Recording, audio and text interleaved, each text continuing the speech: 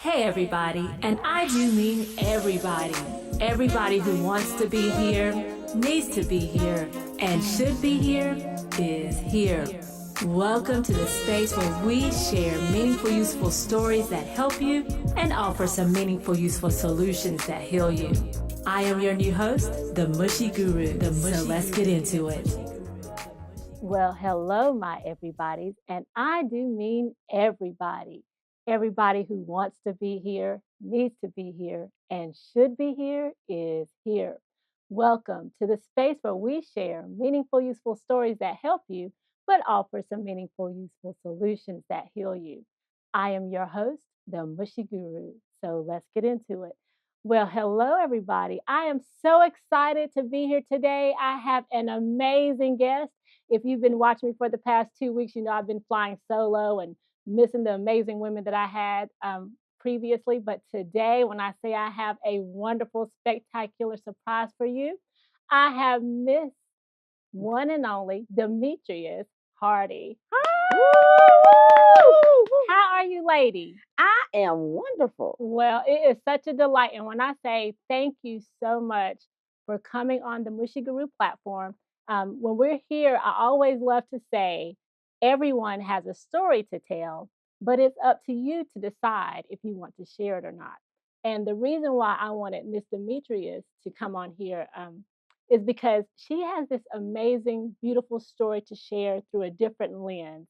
I want to introduce you to her. She's a writer, she's a playwright, she's a mother of two. She is has an amazing voice. We'll have to bring you back next time, Demetrius, so you can showcase your amazing talent with us. Today we won't get into it because it's kind of short. But I just wanted to introduce everyone to her because Demetrius is special just because of her fanatical, fun personality, but she has something that you wouldn't even know about her because of her beautiful smile. Could you tell and introduce yourself to my guest?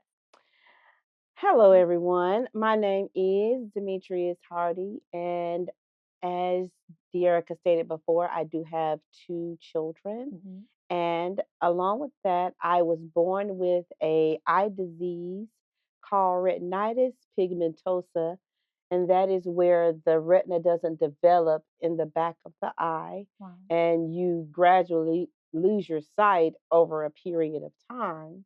And then once it levels out, then you end up with either tunnel vision or just light perception. So Wow. that's kind of like what I have at the moment, where I could see the outskirts of people, the frame. You know, I could probably tell if you're black or white. Say like Michael Jackson said, we black and white. That's right. But, you know, other than that, right. If someone say, well, can you tell me the color of their eyes? I can't. Yeah. Can you tell me? I could tell if there's a difference between, like, if you have a white shirt or a dark shirt. Okay. I could tell those significant difference. But whether if it's close in color, like blue and green, yellow grays, I can't tell you that. But that's about, and I went from the fifth, well, when I was 5 years old, I attended the School for the Deaf and Blind. Wow. And there I was taught various things, how to maneuver with sighted people. They gradually put me into, mainstream me into the public school world, where I went to public school in the junior high, and then I went to graduate Spartanburg High. Okay. And then I furthered my education from there. Yeah. So you are just such a phenomenal woman. Being that this is Women's History Month, you know, I couldn't think of anybody better. I mean, there are, you know, definitely some amazing women out here in this world doing some great things. But when I thought about just a person who I had recently reconnected with, you know, you doing amazing things and being so gracious about it, I was like, I have to have you on my show. So when I called and you were like, absolutely, it just made my heart melt. I wanted to just come to a place where we encourage people. I mean, of course, women, but people in general. When you get stuck in situations that you feel like, you know, you may not be able to handle, or why did this happen to me? it doesn't mean that your talents aren't still worthy and you can be a blessing to not just your small circle, but the world if you Right. allow your voice to be heard. And that's the uniqueness about you. Not only do you have a beautiful personality, you have this great, big, beautiful voice vocally. And that's how I first met you. It's probably been about maybe 20 years ago when I first was in a church and you were at my uncle's church and you were the choir director. Correct. And I had no idea that you A blind person could I direct had the no choir. idea. No, Demetrious, not that a blind person could direct the choir. I'm silly. You're not gonna do that to me. I'm But silly. no, but that you were standing up there directing the choir, and I didn't even know until someone came to assist you Mm-hmm. that had your condition or however you want to say Correct. it. Blown away because just talented. The voices, the people, the choir, the singing, just beautiful songs. And then you sometimes pop in and lead the choir and just lift up the voice of God. Um, how did you get to a space where you felt comfortable sharing your voice vocally? Because was it always, well, first of all, when did you discover that you love to sing? And then when did you get to a place where you wanted to actually do it all the time? And then transition to helping others be able to find their voice. Well, I originally started singing once I met, well, actually before then. Okay. I while at the school for the deaf and blind, we had a program which was called Blind Against Drugs, which was BAD, bad. Okay. And we went to various schools in Virginia, Maryland, all of the other schools for the deaf and blind. We went there to perform skits to just saying no to drugs. Okay. And I would always be the one to get on the piano and play the song Lean on Me. And, and I was like, oh, I kind of like this, Right. and then we led the song Lean on Me, and then we had a group with us, and these were all, the cast was made up of all blind people. Okay. And Wow. we performed, we actually moved around like a normal person, like If a you don't normal skit. stop talking about it like a normal, it was I mean, absolutely amazing. well, I mean, that's just Right. to explain it. Right. Yeah. We moved around. We weren't a cast to just stand there. We would That's so cool. always, move around on stage. Like if you were watching it, you wouldn't think that this was a group of visually impaired individuals Wow. doing the skit, because we did it exactly like, people with vision would do it. Yeah. And I liked it, going around and singing and moving around. And because one of our opening skits were, we would sit in the audience in various places and they would start talking and we would like get up and interrupt. And then sometimes, to tell you the truth, some of us wouldn't find the stage right away. We bump into a chair too before we got up there on the stage. Oh my gosh. But I loved it, Yes. and to me, we took it as a part of disrupting the audience. I love that. So yeah, that's so good. And so from there, I went to, when they mainstreamed me out to public school, I went to junior high, and then well, actually, let me back it up a minute. Before they mainstreamed me, they noticed that I had a talent, to sing.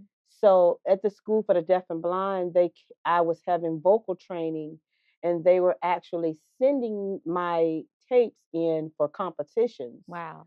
So, I won some competitions, and that kind of helped me boost my momentum. Okay. And then what really got it was right before they mainstreamed me into public school, I had the opportunity to sing at the House of Representatives Wow. in Columbia, South Carolina.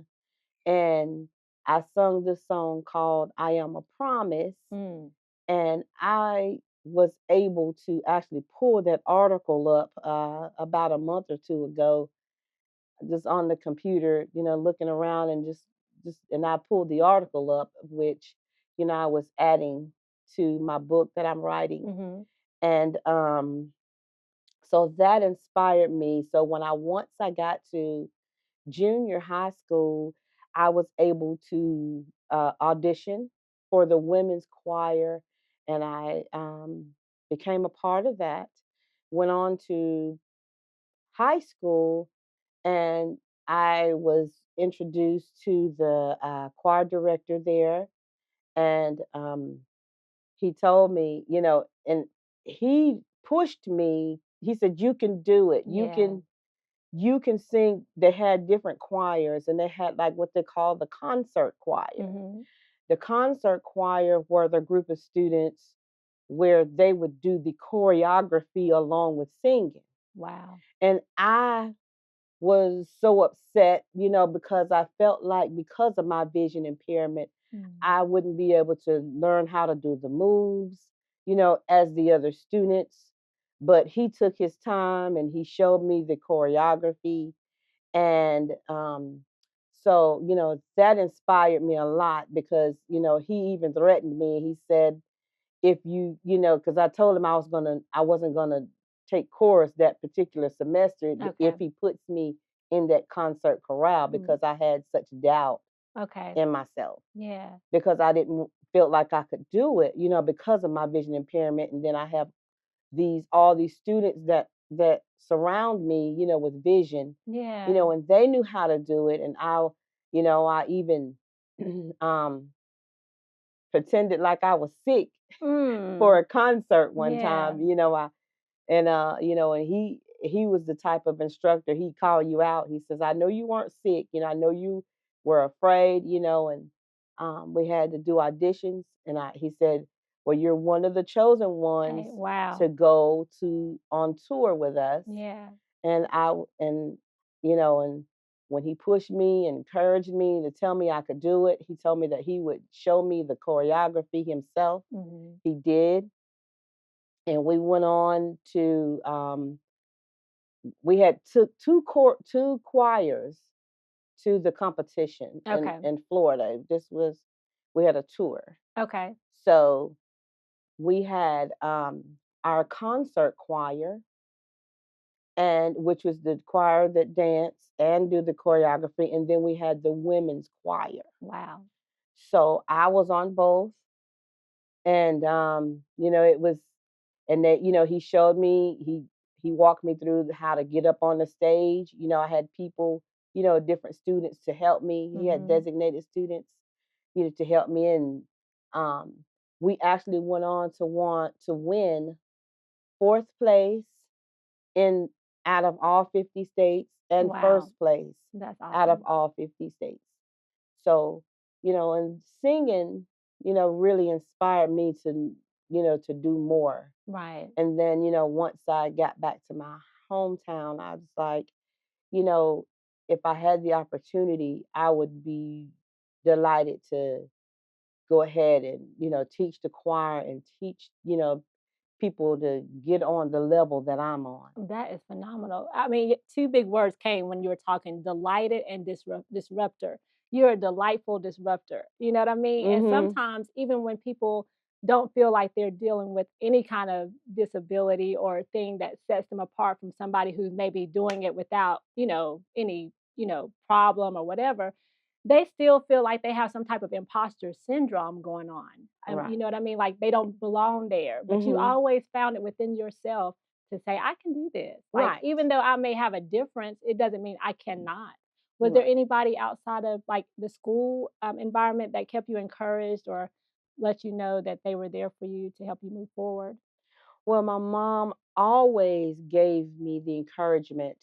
And as a matter of fact, I am the smallest, well, not the smallest, but the youngest sibling Okay. of four. Okay. And I had another sister who also had retinitis pigmentosa. Hmm. So, when her and I went to the school for the deaf and blind. At the same time, she was, I was 5 and she was 10. Okay.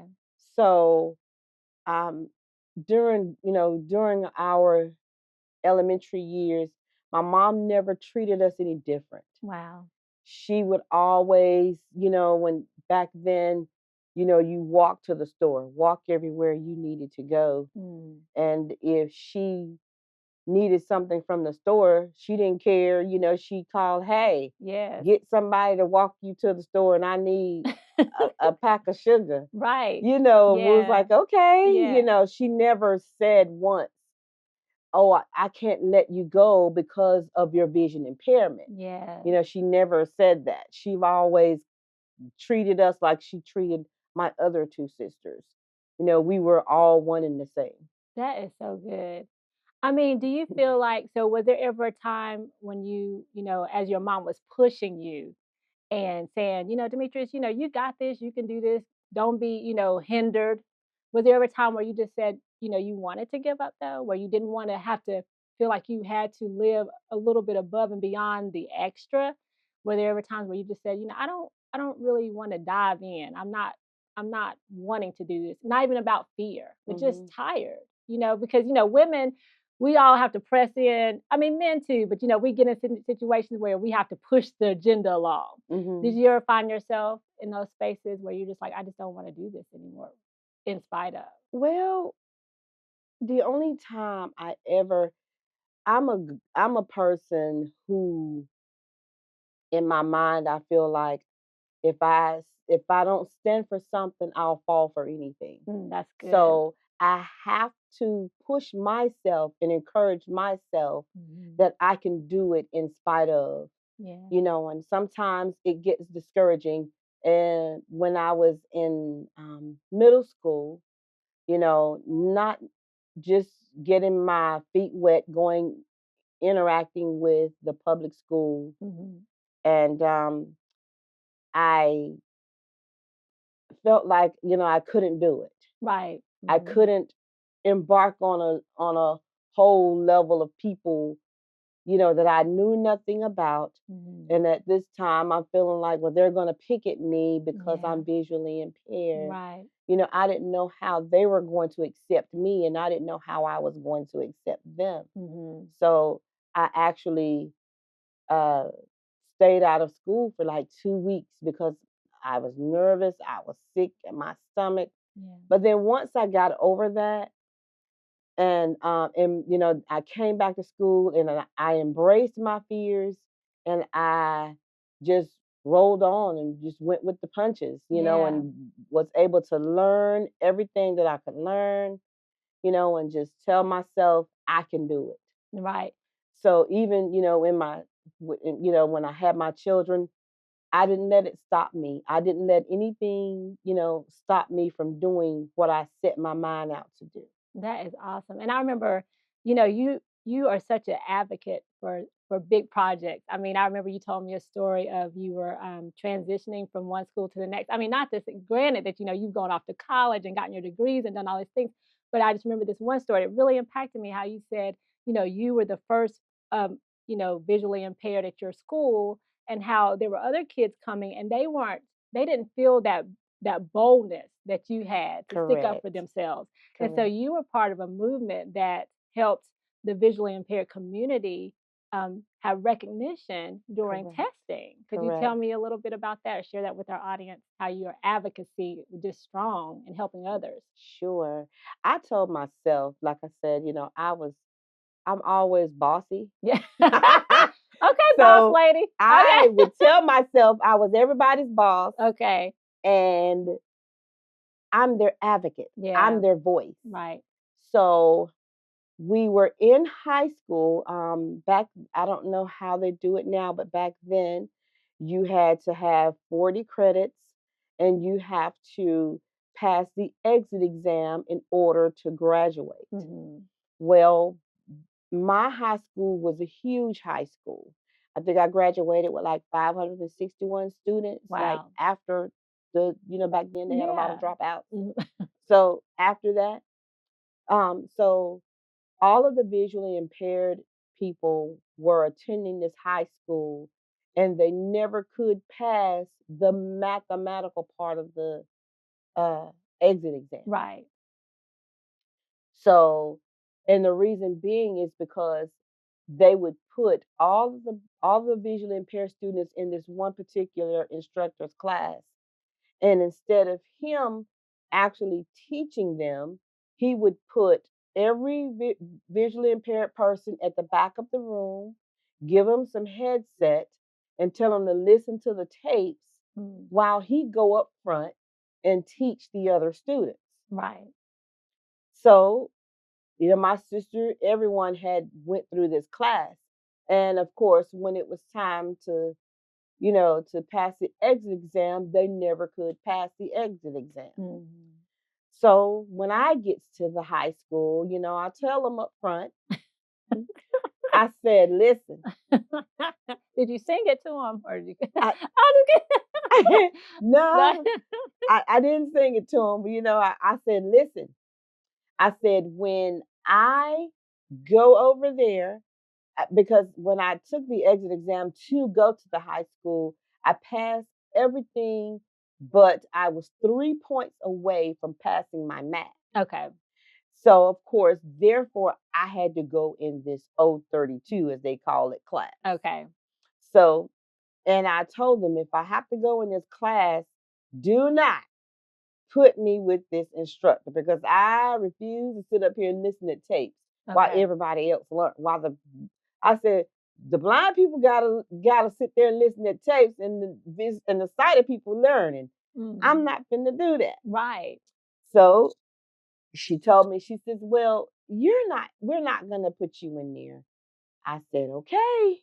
You know, I'm telling you, don't do it. And then so when I get over there, I get my schedule, and they said, you're in his class. So you had to take a pause, Demetrious? Yeah, okay. I had to take a pause.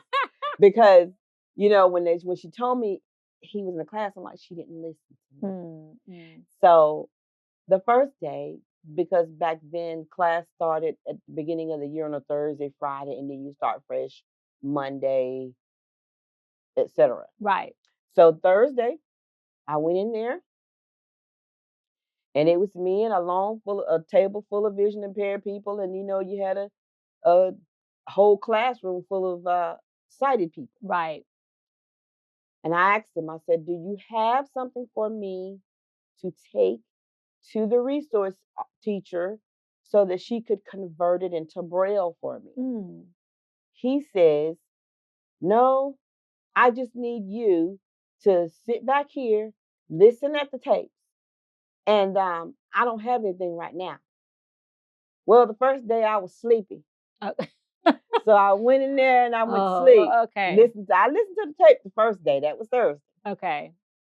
So then Friday came around. I went to class, and before I even went, I stood at the door and I asked him again, do you have any material for me to take? Because I want to learn. Wow.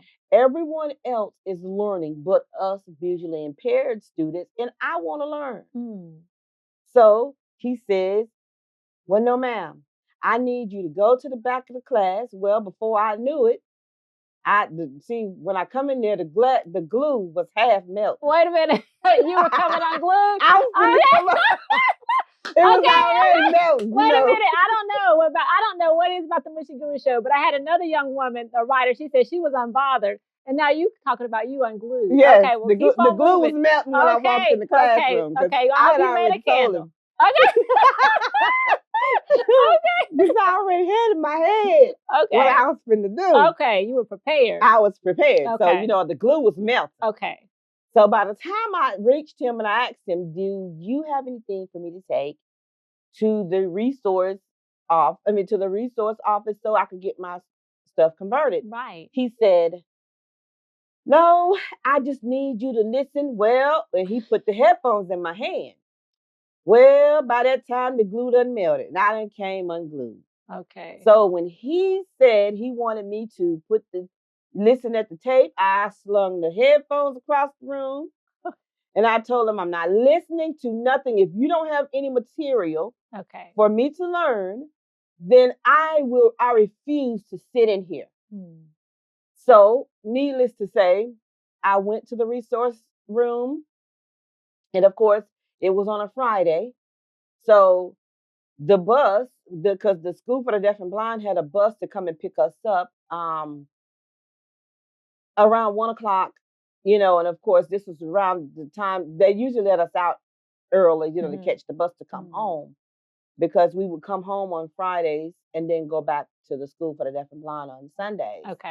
So I missed my bus because I was raising sand and telling him what I wasn't going to do. And they ended up calling my mom up to the school. So my parents came up there and they said she walked out of class and she refuses to go back. And I said, absolutely, because I feel like we're being discriminated against. You said you have all of these students in the same class, they're learning. Why can't we learn? So they listened to me. And then Monday, they actually took me along with all the other students out of his class and reassigned them to other classrooms with other instructors. And they started passing the exit exam. Wow. So everyone, and then the teacher that taught me, he was the mayor of that county. And he came up to me, he said, I heard you want to learn. I said, absolutely. What do you have for it? So he said, well, since you want to learn, he actually gave me material. And of course, I was only in the 10th grade at that time. So my scores came back with the seniors. And I had passed the exit exam. I said, I guess I raised so much sand, baby. My stuff came back early.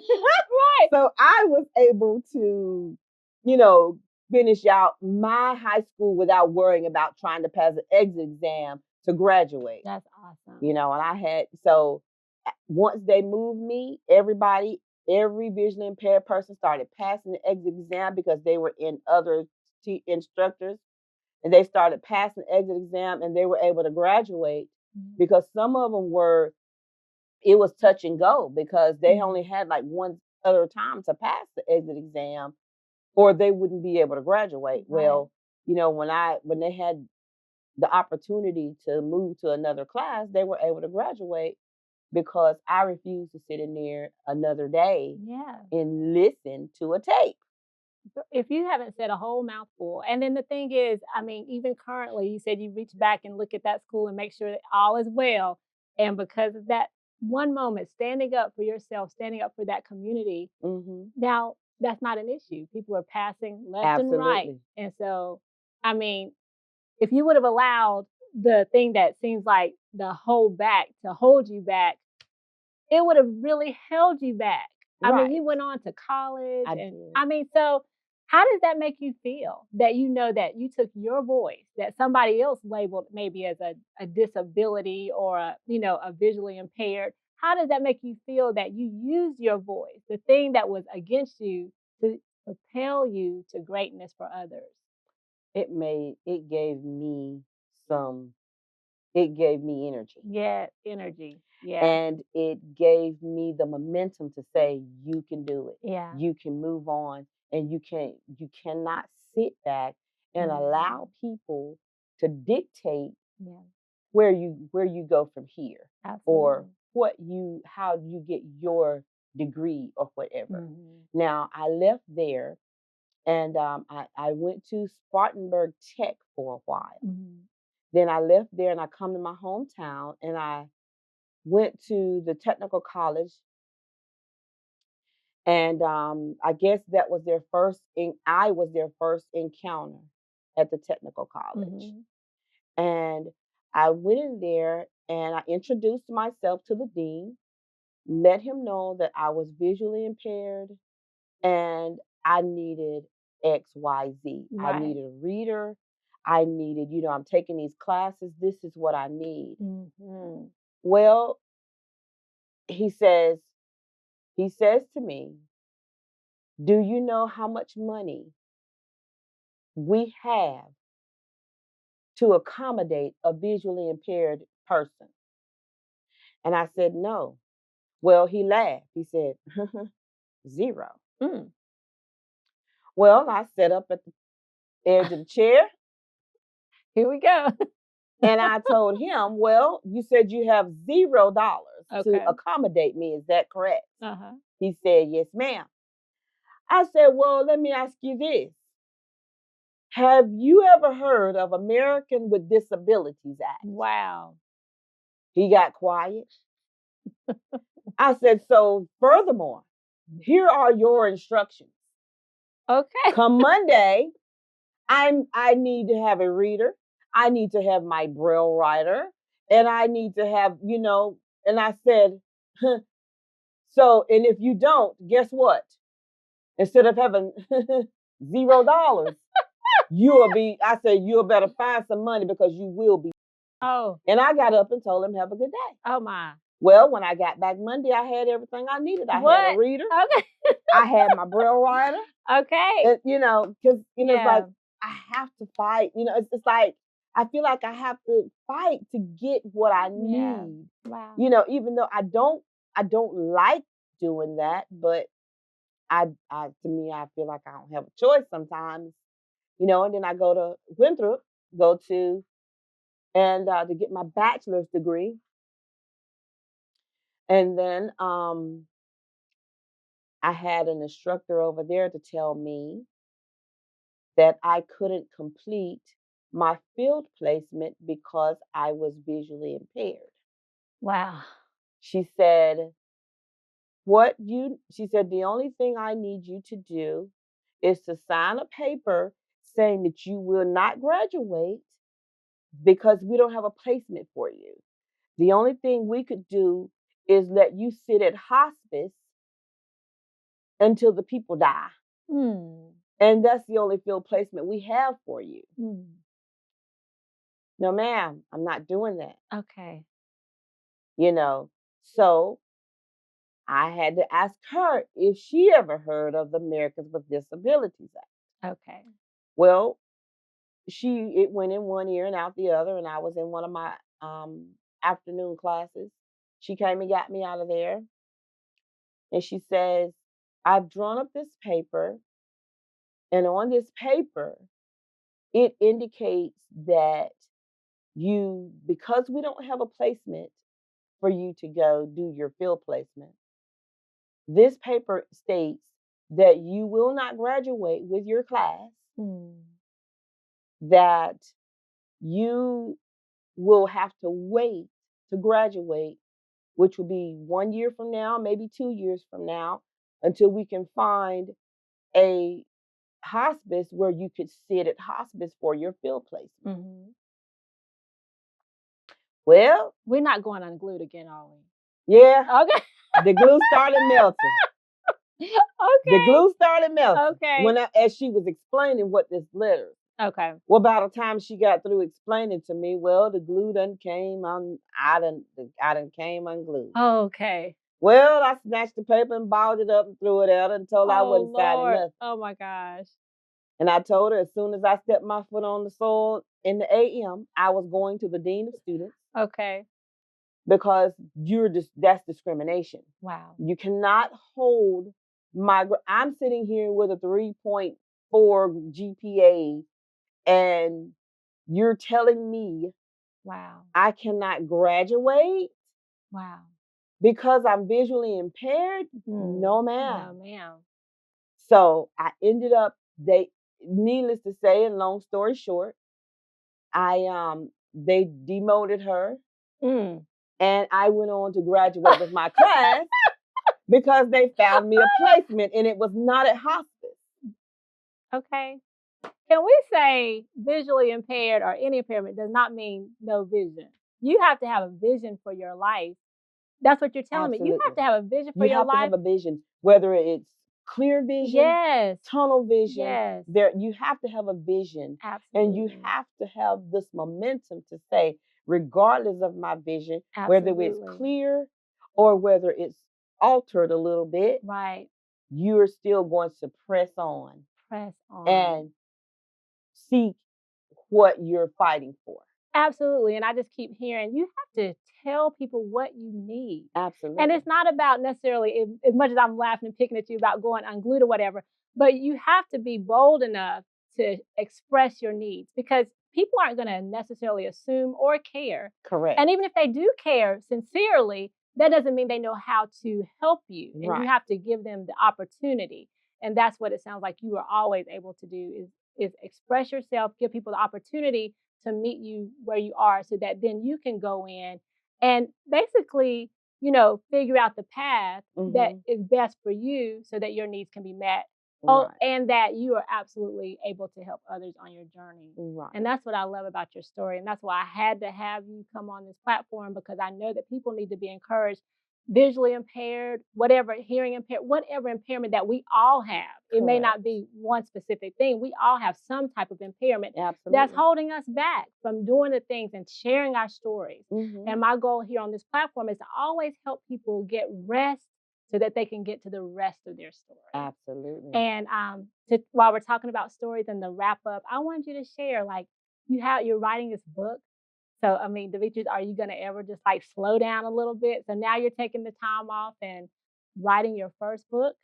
I am writing my first book. For a while back here, I worked at a bank industry for a while. Once I got my bachelor's of social work degree, I went and worked for the Department of Social Services for a long time. And then I transferred to a bank, which was paying more money. Yeah. I know that's and right. I was at the, and they would always tell me at the bank, they would say, "You're not visually impaired because your name is always on the top of the board." Girl, go ahead. But and I tell them, I said, "Baby, I strive for the best, regardless if I can see or not.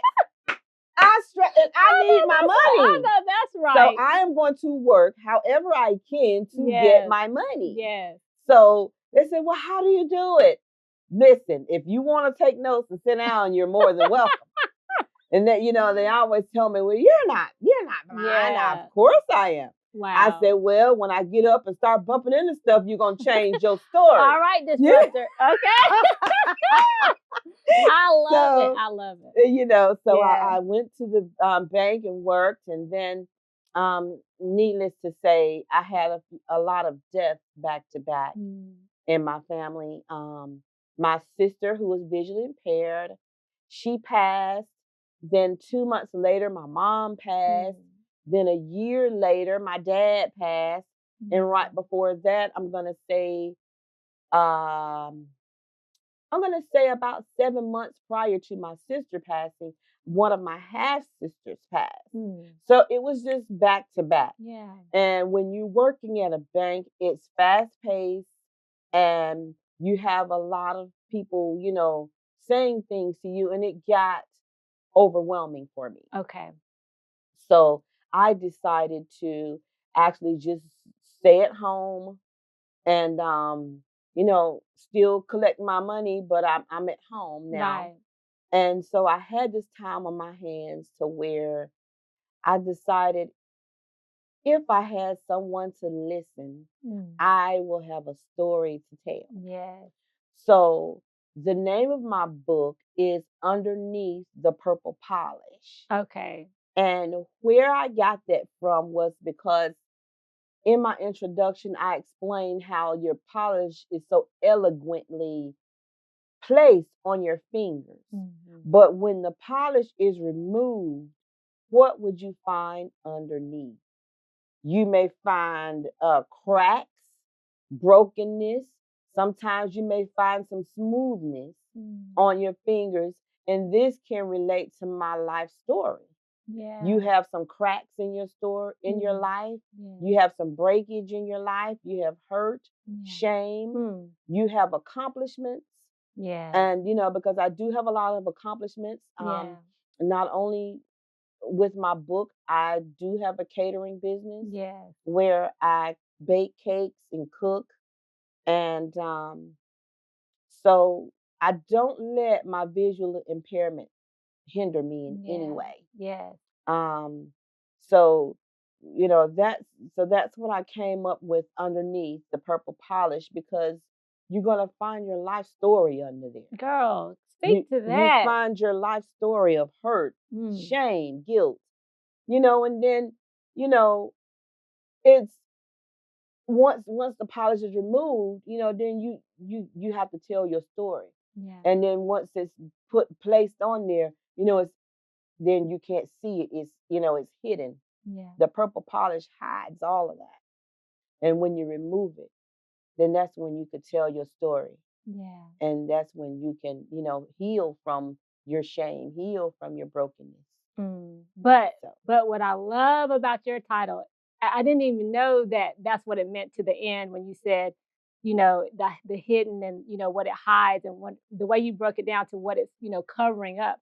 But the fact that it's purple polish and like you said, it's elegantly put on there, and how it shines, and it brings you the star, it brings you the energy, it brings you the delight and the glamour. Correct. So I absolutely love that. And on that note, I don't know what else to say.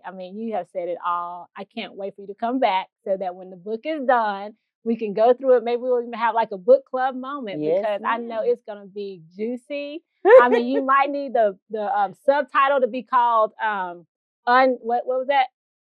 Underneath the purple polish, but because you didn't go, what's that candle? The candle thing you said you were always going? Unglued. Unglued. That's right. We're not gonna be unglued. We're gonna share with our audience to stay on top of the purple polish. That's right. And try not to go unglued too much so you can keep things intact. Okay. That's right. Glue your nail back on. Glue it back on.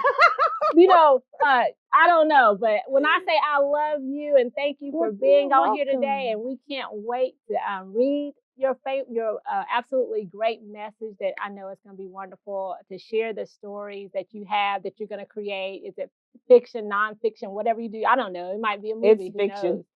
It's fiction. It's all true. Yeah, it's all true. You don't have to tell any fake stuff, because your real life is amazing. And so thank you. Normally I don't end with a prayer, but do you have any like inspiring words for anybody out there who just feeling like, they might be unglued, they might be feeling like not where they need to be? Do you have any encouraging words for them? If you feel like at any point in your life you can't go on, or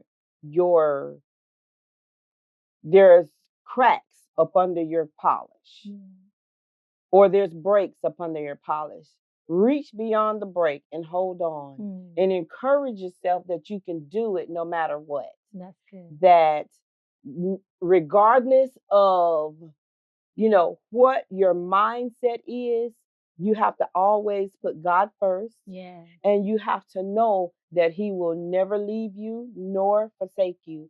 And my favorite scripture, is what I use in my mind when I feel like I can't go on. And that is, I can do all things through Christ who strengthens me. Because your strength comes from God. Oh, amen. And you just said our prayer. That was a powerful prayer in scripture. So thank you so much, Demetrious. And thank you, audience, for joining us. And we hope that you have an amazing rest of the March and month for the month of Women's Month, and that you continue to do great things. And thank you. And we hope that you and know you will do great things. And as I always like to say, if you cannot find anything good to say about yourself when you found negativity falling off your lips, just hush your mouth. Until next time. It's been great being with you. And remember, our words, good or bad, they have power. So the next time you feel like some negativity is about to fall off your lips about yourself, take this one word of advice. Hush your mouth. Until next time, it's the Mushy Guru.